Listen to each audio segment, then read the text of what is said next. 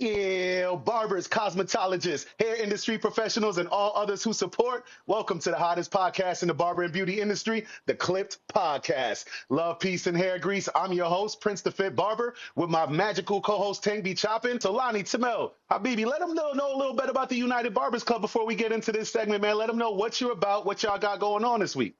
Well, the United Barbers Club, man, is a unity of the hair industry. We can't even just say barbers no more, man. Just straight hair professionals.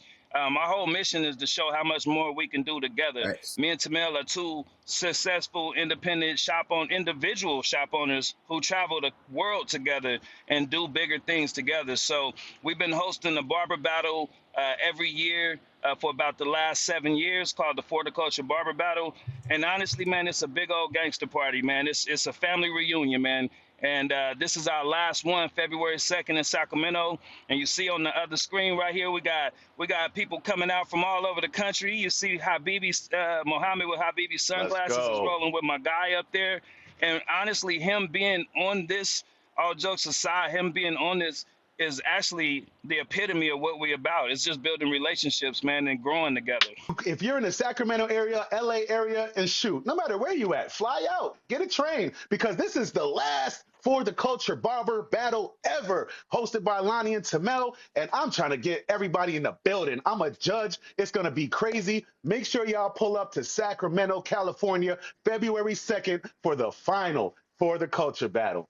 Yeah, so y'all know Habibi Glasses is in every single expo. I ain't never been to the expo and not seen Habibi there, from the little ones to the big ones. My man's a hustler. Tank even got a pair of his joints on right now. Habibi, welcome to the clip, my brother.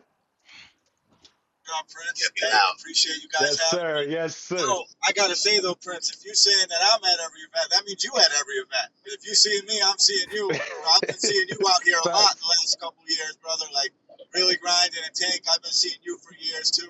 Appreciate you both. I know you both doing big things, and just good to be on here with you guys today. Thanks for having me. Thank you, brother. Hey, yo, so y'all know how we do it on the clips. First segment goes to my boy Tank. We got Tank's Take. Tank, what you got for us today, brother? All right, man. So check it out. You know, as barbers, I'm gonna say this because I am a barber. Let's go. Things have changed since, 15, 20, 30 years ago, right? Walk-ins aren't as needed as they are now, right? A lot of times people go more based off of appointments, booking apps, Googling online, checking on Facebook, finding their barbers through TikTok, all these new ways of finding barbers, right?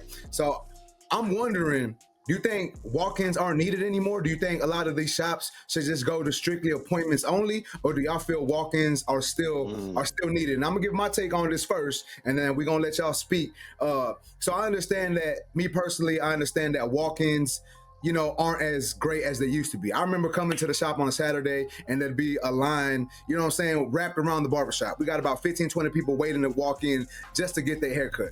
For real. Now, 2025, things done changed, bro. People booking appointments, they calling the shop, they using the app, they Googling barbers. They don't really walk into these barbershops as much as they used to. So I know that things have changed. However, I still see these people walking into barbershops wanting to get haircuts, and a lot of barbers now are on that, I'm appointment only. If you want to get a haircut with me, you got to use the app. Here, download this app, call the shop, whatever the case may be, right?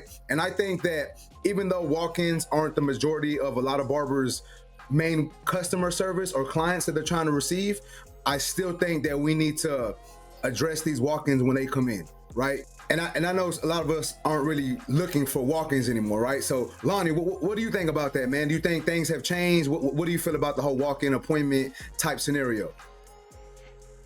Well, my perspective is a little more broad. So for me, I have to think about it as not just a barber, but as a shop owner, right? So for me, I'm thinking of the walk-ins for my newest barbers more than anything, and my barbers that are not as filled in. So the walk-ins are still important to me, but the goal is to get your clientele filled up enough to where you don't have the availability for the walk-ins, and maybe you could gear them towards your booking system.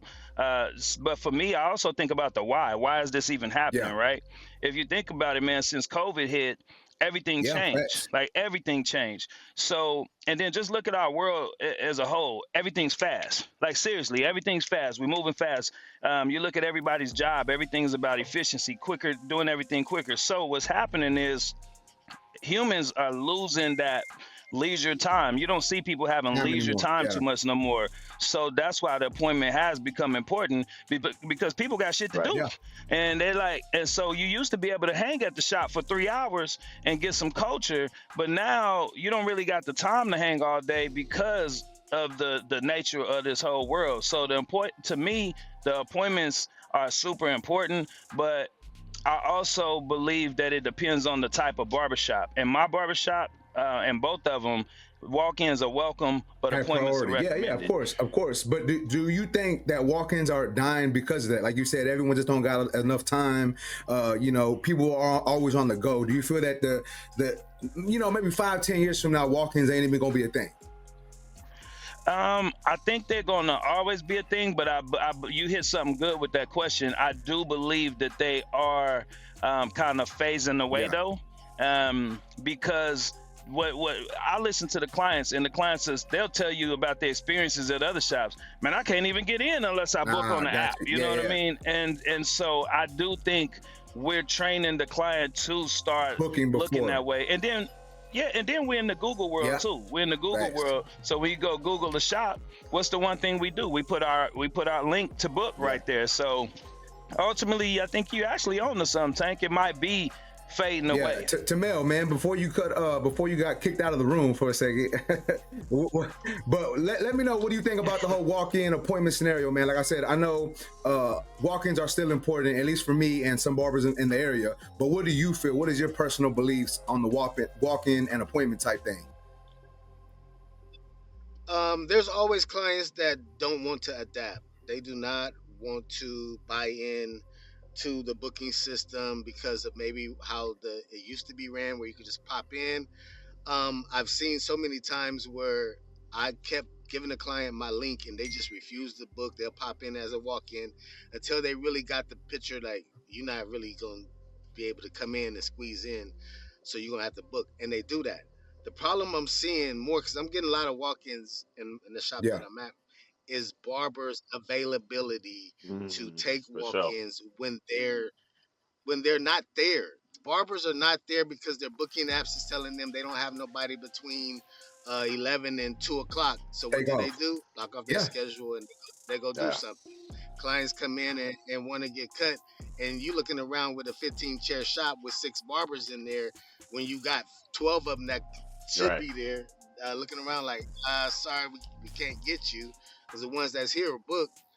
That is people are misusing their booking platforms and not understanding that this is how you book yourself up, by being available. The best ability is absolutely, and that's shocking that they do it like that, because the ones that do it like that, like you said, they'll have 2 or 3. I noticed a couple people that I hired would do that. We got the Squire app, so people would book online, and if they don't have nobody from 1 to 4, 3 hours, they'll cut that off and go do something unproductive, probably spend some money, you know what I'm saying? And then they'll be upset that they're not booked up all the time. But it's like, bro, that's the opportunity to get yourself booked up. It's crazy.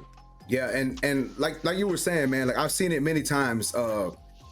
Barbers leave the shop because they're not booked, right? Like you said, they have this gap from 11 to 2 for whatever reason, so they leave. As soon as a barber takes off, walk-in's gonna walk into the shop.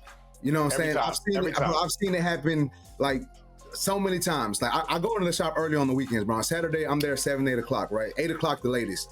There's been plenty of times where I open up the shop at 7, sometimes even 6, and 15, 20, 30 minutes go by and someone walks in wanting to get a haircut because they were driving by in the area and they saw the barbershop sign. And the fact that the barbers who are trying to build aren't there at times, it hurts the barber more than anyone else, right? Like, yes, it hurts the shop because now in the client's head, oh, we can't go to the shop, they don't do walk-ins, or the barbers aren't there early. So when that happens, now this client isn't gonna go back. Now this client isn't gonna tell people about this shop. They're gonna say, hey, don't go there because they don't take walk-ins. They don't have time for walk-ins. So that's why I am a big stickler for barbers being in the shop when the shop is open.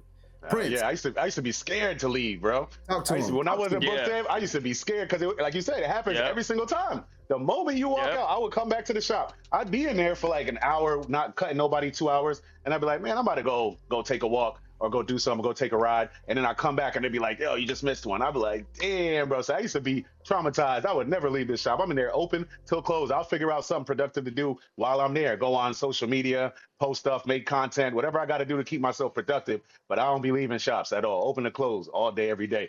My take is just that, man. That's what I think barbers should do. If you're not booked up, stay in the shop. Where else are you gonna get booked up at? The only way I would encourage anybody to leave the shop is if you got a 2 hour break and you're going out to go hand out business cards and go promote and go put flyers somewhere or go try and get clientele. Now, if you miss a client during that time, at least you know you're not so hard on yourself because you know you left to go and get clients. Now, if you left to go smoke a blunt or a cigarette and hang out with somebody real quick, that's just counterproductive. But check it out. I don't mean to cut you off, Prince, but I wanted to say this. Like, I kind of disagree with you. I feel that for barbers trying to build, they need to be in the shop when the shop's opening hours are. If you want to go promote, that's cool, that's fine. But I think you should do that on your time, not the shop's time. So if the shop opens at 8, or let's just say it opens at 9, go to Walmart at 8 o'clock, go to the gym at 8 o'clock, pass out those flyers. The shop closes at 7.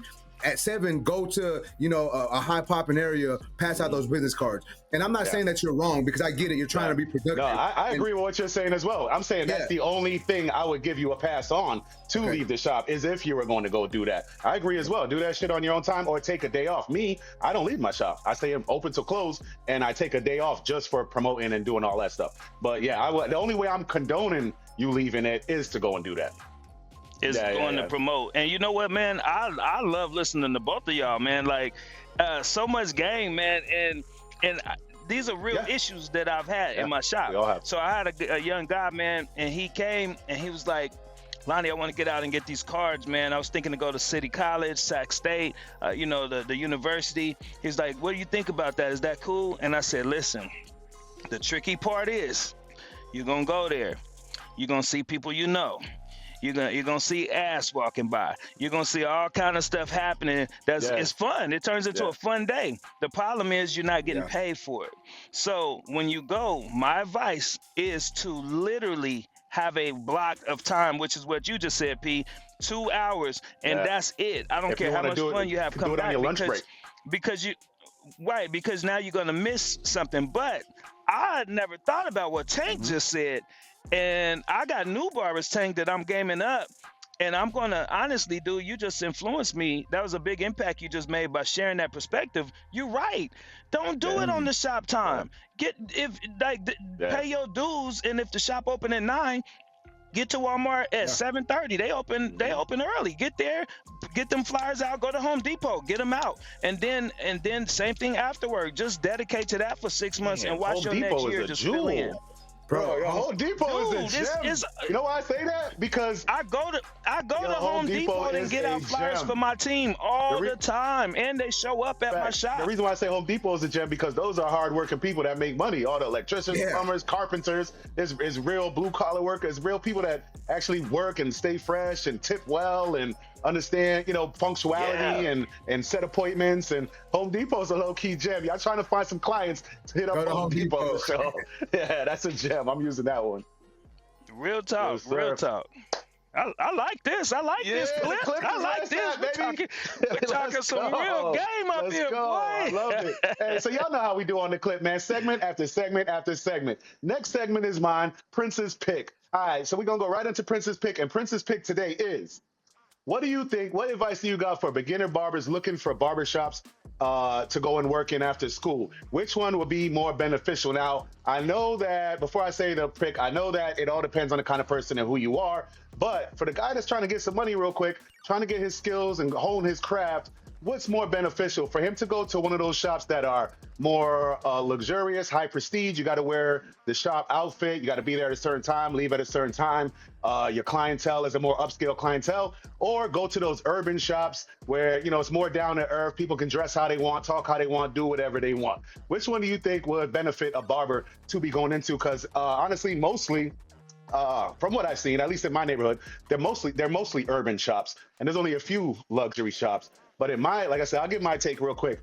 in my opinion, I've worked in both, and I'm kind of an in between guy. I like to provide a luxury experience in a laid back setting a little bit. So, but I've worked in both. I started off my whole career all urban shops because that's all that's around here, and I think that jumping into that, my take is it's not too beneficial for a barber because even if you're not the luxury upscale kind of guy, so I was working in all these barbershops. So that's the take. Which one? But I'm gonna give you my take. So I was working in all these urban barbershops. Then I got tired of like not getting the kind of clientele I want and all that. So I went to a very luxurious mall, the Natick Mall out here in Massachusetts. And I worked in there for Josh Pereira. He won Entrepreneur of the Year at the CT Barber Expo a couple years back. He's real big out here. He cuts all the Patriots and Red Sox. So with that said, I went to his shop.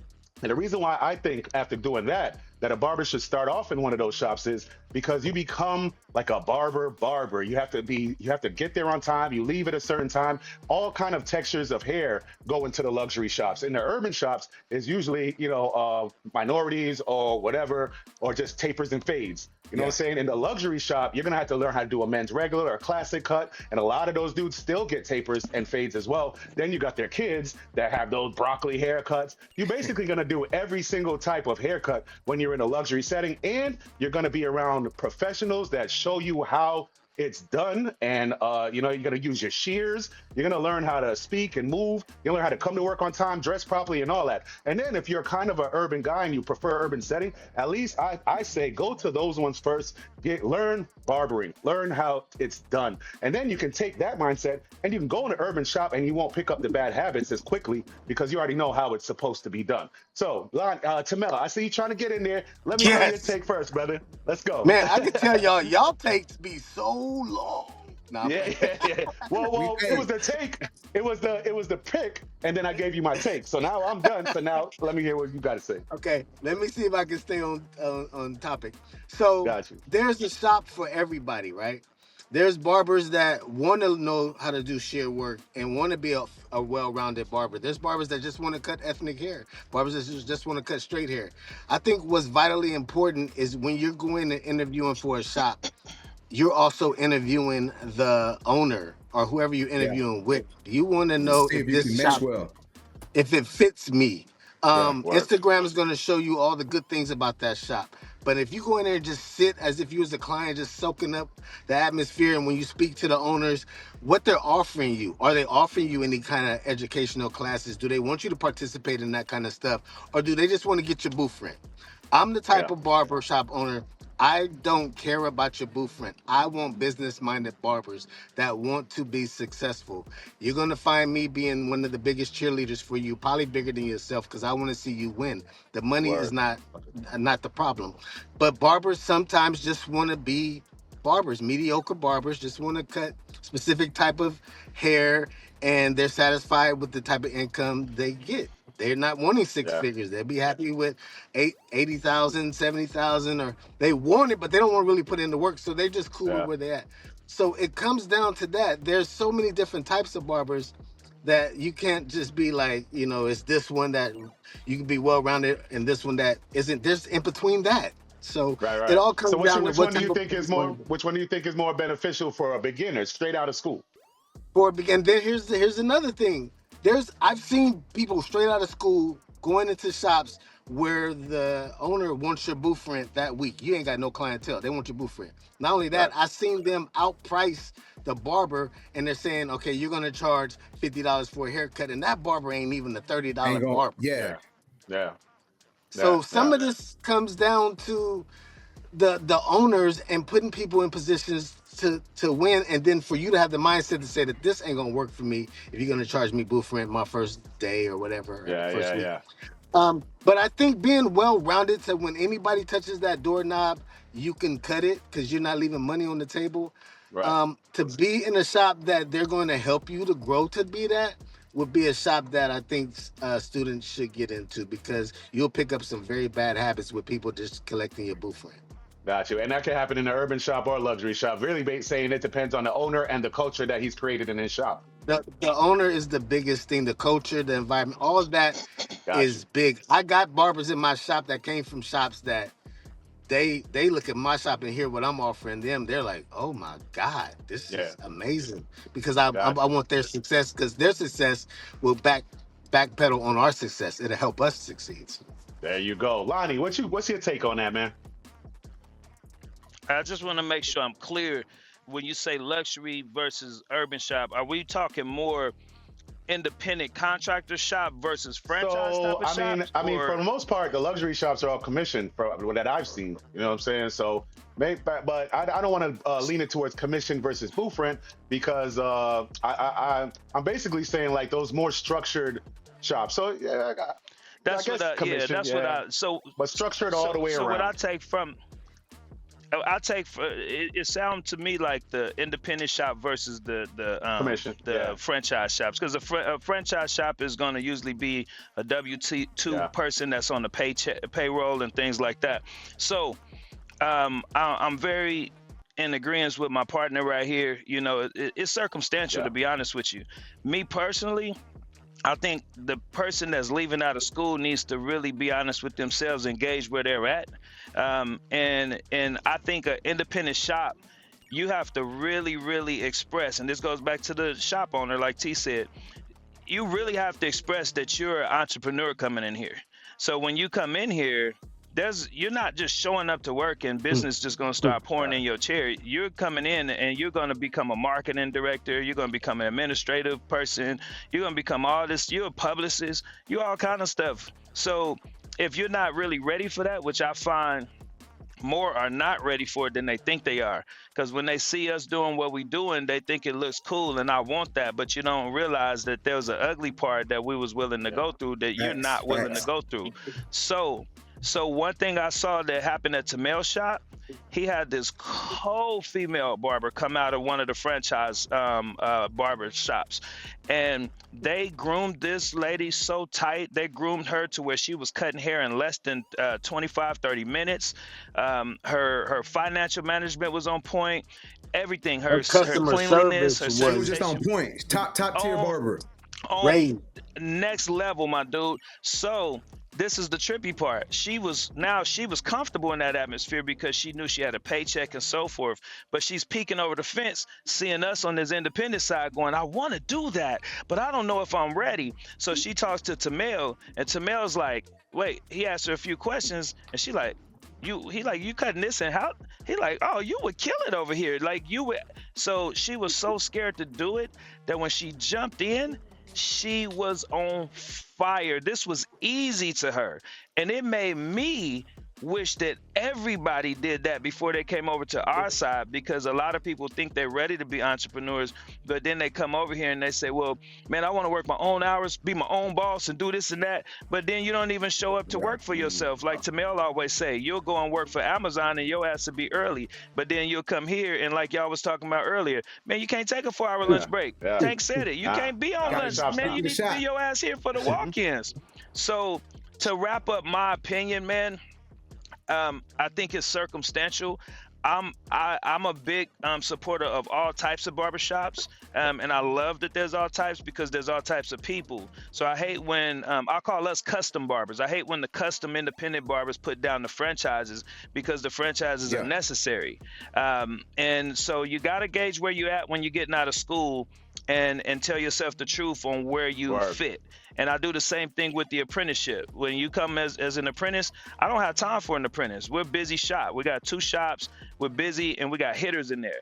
Right, But I came from the apprenticeship. So you always want to give back to what you right, came from. But the difference was I had already been cutting good hair. I just needed the license. So you got to really gauge where you're at. And I could only work with an apprentice if their haircutting level is Certain already at place. a place to where you're only going to school because you right, need the Yeah. license, not because you never touched right. clippers before.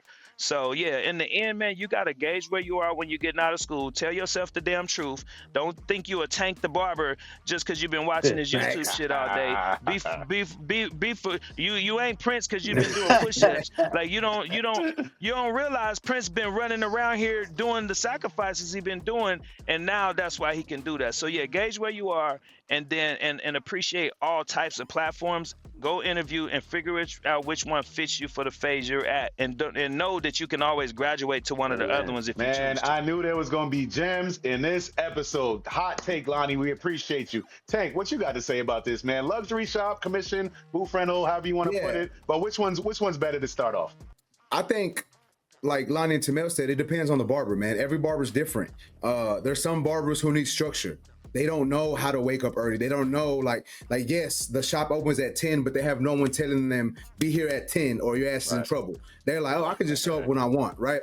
And those type of people need to go to one of the shops to where it's more structured. They have to be there at a certain time because it's going to teach them discipline and teach them how to be on time, teach them how to be responsible, right? Sometimes you got to take that step and do that first before you move over to the entrepreneurship side of being a barber.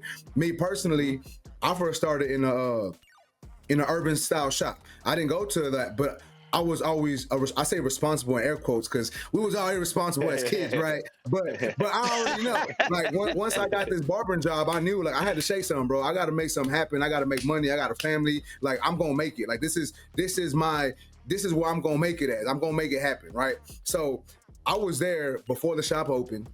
I was there after the shop closed, and every hour in between. Would I take lunch breaks?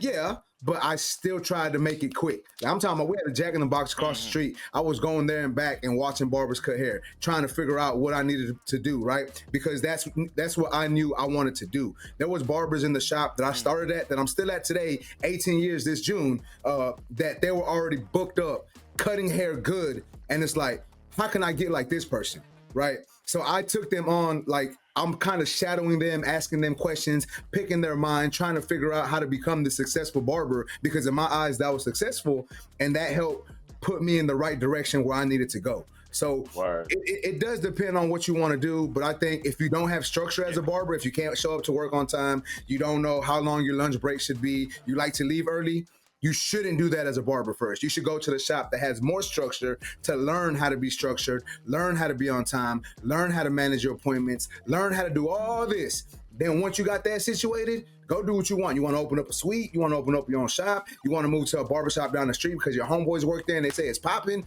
do you. But learn the basics first, master that, so no matter what type of barber you decide to become, you can excel and be successful in it.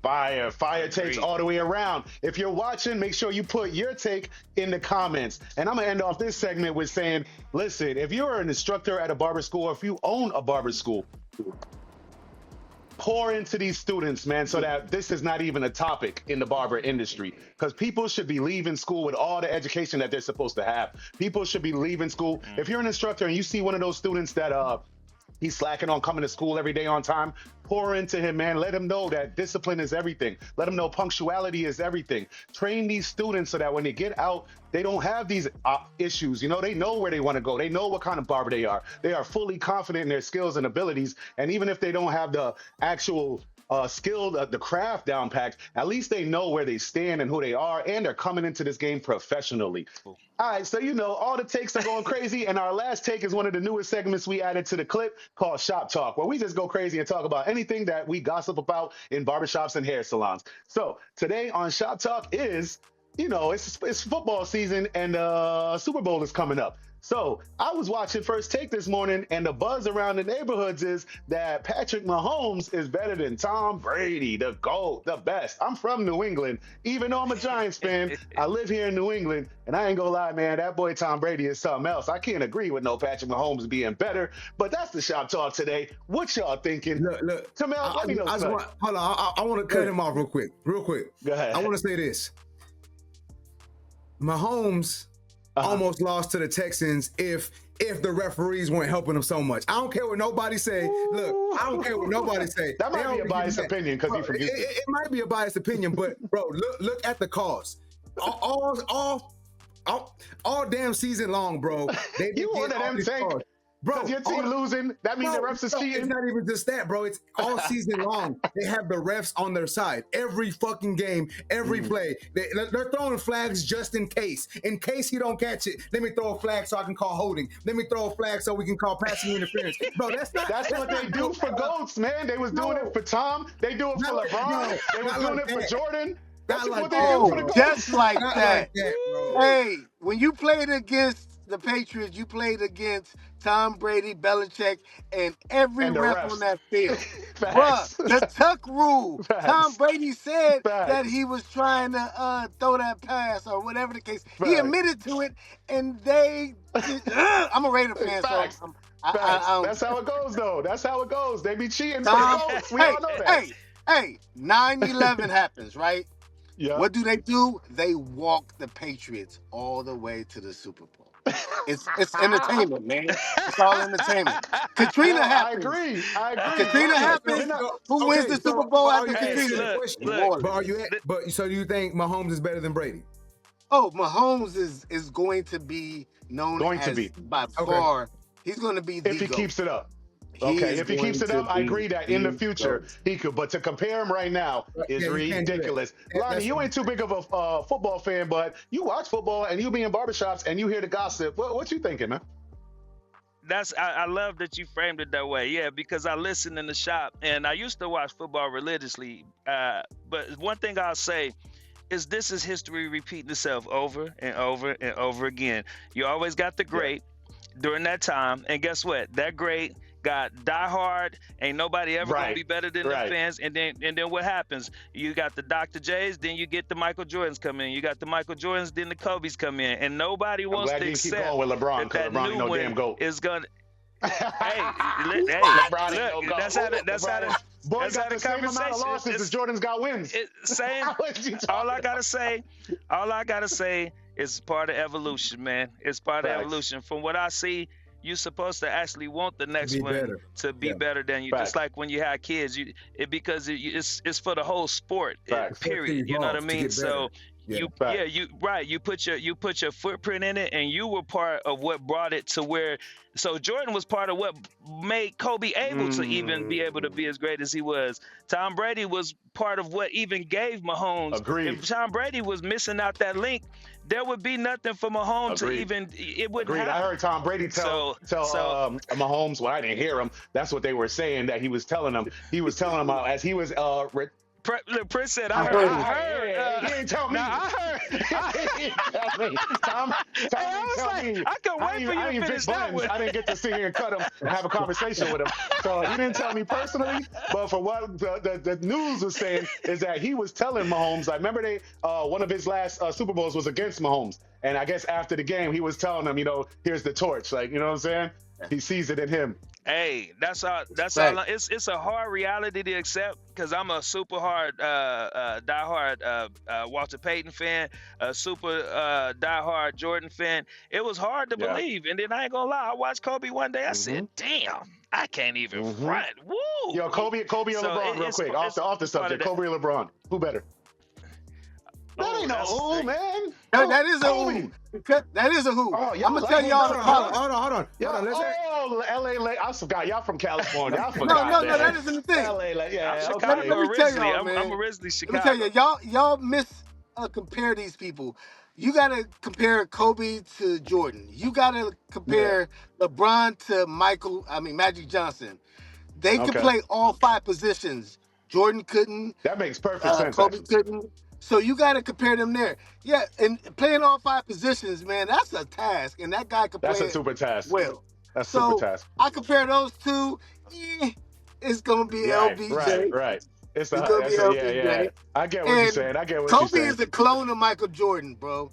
He went and mimicked everything that he But did. like Lonnie was saying, I truly believe that he was, without Jordan, that like Kobe wouldn't have been as great. You know what I'm saying? And plus, they played against each other. So it's like he studied Jordan, like he studied his moves, like literally studied them. Bro, there was this reel. I know this is a little off topic, but I just want to say this. There was this reel I see on Instagram where it's like Michael Jordan starts off with the ball, and then it changes to Kobe, and then it goes back to Michael, and they're doing the same exact move, bro. And it's step by step, bro. And it looks it looks fire. I ain't gonna lie. You know what I'm saying? Anybody in that era, smart, even if he was on the streets, you was trying to do Michael Jordan moves. Yeah. Right, but it's smart though, because the whole game, no matter what you into, you're supposed to find a model of somebody who's doing it the way you would like to do it, and follow it and add on to it. So even though I don't watch sports the way I used to, I was a kid in Chicago growing up, that was my local channel. So I watched every single Jordan game. I knew how he walked. I knew how he sat down, everything. When I first paid attention to Kobe, it was creepy Wow. because it's literally like he wore his shorts the same. It's like he made himself pigeon-toed to walk like this Crazy. boy, man. Like he grew to the same damn height damn near. Like it Insane. was too weird. But I gave Kobe his props. It took me a while because I was so diehard Right. with Jordan. But after a while, I said, man, I ain't gonna lie. This dude, he's a recreation level, Yeah, man. fire, He really is. fire. I got a question though, real quick. I don't mean to cut you off. I just want to ask it before we get off. Nah, I was gonna wrap it up, so go ahead, keep going. Yeah. All right. When you get a piece of paper and you ball it up, right, and you throw it into the trash bin, what do you say? Kobe. Kobe. All right, look. Now that Hey, I was gonna say, now you they don't say say LeBron, Kobe, though. but it used to be. It was Yeah, but that's what I'm always saying. Jordan. It was You don't always say Jordan. James, LeBron. They ain't Nobody saying say because they don't go in like that. Now if it, Hey, you now right, if it, Tank. I never heard nobody if say you miss, James. you might say James. If it bounced off the rim, you might say James. Hey, that's Hey, yo, cold. that was That's a great cold. topic today on Shop Talk. Not only did we get to gossip, but we got gems within that gossip. We appreciate you guys. Anything that we talk about on the clips, leave your take in the comments, and also put in the comments anything else you want to hear us talk about, and we got you. So here on the clip, we all wrap it up, but we wrap it up with motivation, love, peace, and hair grease. So the motivational quote that I'm going to say today is not a quote, but it's my take, because this week I've been going through some stuff, and somebody poured into me and made me feel confident about what I've been doing lately. So I'm going to do the favor and I'm gonna pour that back out to you guys.